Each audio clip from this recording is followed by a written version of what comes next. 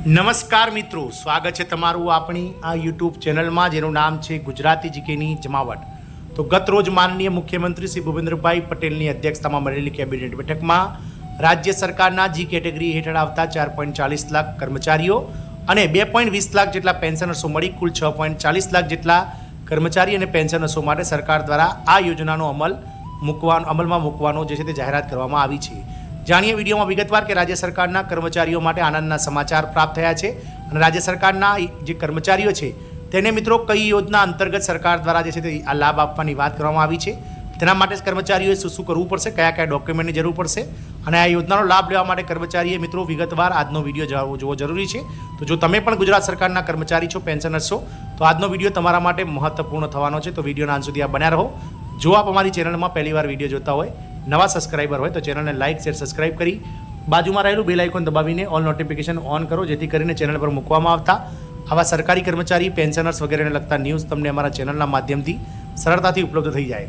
તો મિત્રો, રાજ્ય સરકાર દ્વારા મુખ્યમંત્રી શ્રી ભૂપેન્દ્રભાઈ પટેલની અધ્યક્ષતામાં ગતરોજ કેબિનેટ બેઠક મળી હતી, જેમાં રાજ્ય સરકારના જી કેટેગરી હેઠળ આવતા કુલ 4.40 લાખ કર્મચારી અને 2.20 લાખ જેટલા પેન્શનર્સ મળીને કુલ 6.60 લાખ જેટલા પેન્શનર્સ કર્મચારીઓ માટે પ્રધાનમંત્રી જન આરોગ્ય યોજના હેઠળ સરકારી કર્મચારી અને પેન્શનર્સોને 10 લાખની કેશલેસ સારવાર આપવાનો સરકાર દ્વારા મહત્વપૂર્ણ નિર્ણય લેવામાં આવે છે।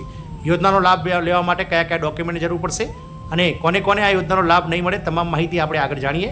તો મુખ્યમંત્રી શ્રી ભૂપેન્દ્રભાઈ પટેલના સક્ષમ નેતૃત્વ અને આરોગ્ય મંત્રી શ્રી ઋષિકેશભાઈ પટેલના માર્ગદર્શન હેઠળ રાજ્યમાં ઓલ ઇન્ડિયા સર્વિસીસ AISના અધિકારીઓ, રાજ્ય સરકારના અધિકારી, કર્મચારી, પેન્શનર્સ માટે ગુજરાત કર્મયોગી સ્વાસ્થ્ય સુરક્ષા યોજના શરૂ કરવામાં આવી છે।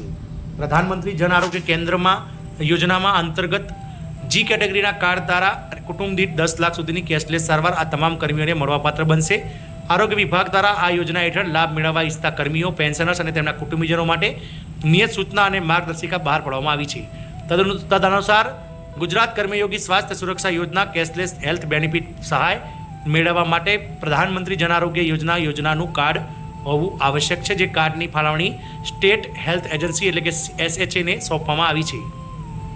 કચેરીના વડાએ નિયત નમૂનાનું પ્રમાણપત્ર આપવાનું રહેશે। રાજ્ય સરકારના અધિકારીઓ, કર્મચારીઓ અને પેન્શનર્સના કિસ્સામાં ગુજરાત રાજ્ય સેવા તબીબી સારવાર નિયમો 2015ના નિયમોમાં જણાવેલી કુટુંબની વ્યાખ્યા મુજબ અને ઓલ ઇન્ડિયા સર્વિસીસના અધિકારીઓના કિસ્સામાં તેમને લાગુ પડતા AIS મેડિકલ એટેન્ડન્સ રૂલ્સ 1954 અંતર્ગત કુટુંબની વ્યાખ્યા મુજબની પાત્રતા ધરાવતા હોય તેવા આશ્રિત કુટુંબીજનોની વિગતો દર્શાવતું પ્રમાણપત્ર આપવાનું રહેશે। આ તમામ કર્મીઓ જ્યાં કાર્યરત હોય તે કચેરીના વડાએ નિયત નમૂનાનું પ્રમાણપત્ર આપવાનું રહેશે। તો મિત્રો, કયા કયા ડોક્યુમેન્ટની જરૂર પડશે? તો પ્રધાનમંત્રી જન આરોગ્ય યોજનાનું કાર્ડ, આશ્રિત કુટુંબોની વિગત દર્શાવતું પ્રમાણપત્ર કચેરીના વડા દ્વારા જે આપવામાં આવશે તે, કર્મચારી જ્યાં નોકરી કરતો હોય તેના વડાનું નિયત નમૂનાનું પ્રમાણપત્ર, પેન્શનર્સ કે કચેરીમાંથી નિવૃત્ત થયા તેના વડાનું નિયત નમૂનાનું પ્રમાણપત્ર, KYC માટે કુટુંબના દરેક સભ્યનો આધાર નંબર આવશ્યક છે।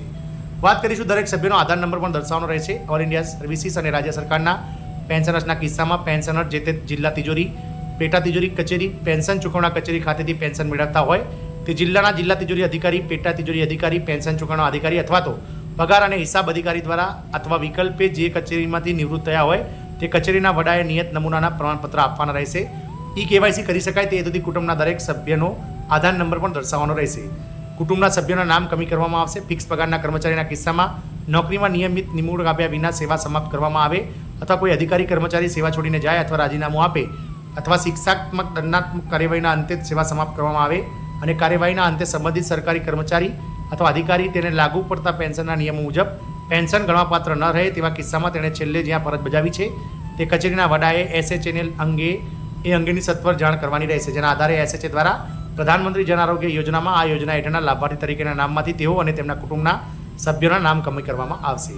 વાત કરીશું કોને કોને લાભ નહીં મળે, તો ફિક્સ પગારના કર્મચારીના કિસ્સામાં નોકરીમાં નિયમિત નિમણૂક આપ્યા વિના સેવા સમાપ્ત કરવામાં આવે ત્યારે, કોઈ અધિકારી અથવા કર્મચારી સેવા છોડીને જાય અથવા રાજીનામું આપે ત્યારે, દંડાત્મક કાર્યવાહી એટલે કે શિક્ષાત્મક કાર્યવાહીના અંતે સેવા સમાપ્તિ કરવામાં આવે ત્યારે અને પેન્શનના નિયમ મુજબ પેન્શનર ગણવાપાત્ર ન રહે ત્યારે 6.40 લાખ જેટલા કર્મચારીઓને આ યોજનાનો લાભ મળશે। રાજ્ય સરકારના આ નિર્ણયથી અંદાજે 4.20 લાખ જી કેટેગરીના અધિકારી, કર્મચારીઓ અને અંદાજે 2.20 લાખ પેન્શનર્સ મળી કુલ 6.40 લાખ જેટલા કર્મયોગી કર્મચારીઓને સેવા સુવિધાઓનો લાભ આ યોજના હેઠળ મળશે। ફિક્સ પે કર્મચારીઓને હાલ કર્મયોગી કાર્ડ અંતર્ગત લાભ મળી રહ્યો છે। 70+ પેન્શનર્સને હાલમાં તાજેતરમાં શરૂ કરેલા વયવંદના યોજનામાં લાભ મળતો હોવાથી આ યોજના હેઠળ લાભ મળવાપાત્ર થશે નહીં. આ યોજના અંતર્ગત ₹303.3 કરોડ રૂપિયાનું ભારણ રાજ્ય સરકાર પ્રીમિયમ તરીકે ભરશે. આ કાર્ડ હેઠળ વાર્ષિક રાજ્ય સરકાર પર 3,708 કરોડ રૂપિયાનું કુટુંબદીઠ પ્રીમિયમ સરકાર દ્વારા ચૂકવવામાં આવશે.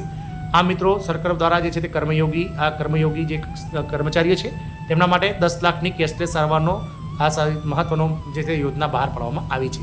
જય હિન્દ, અસ્તુ.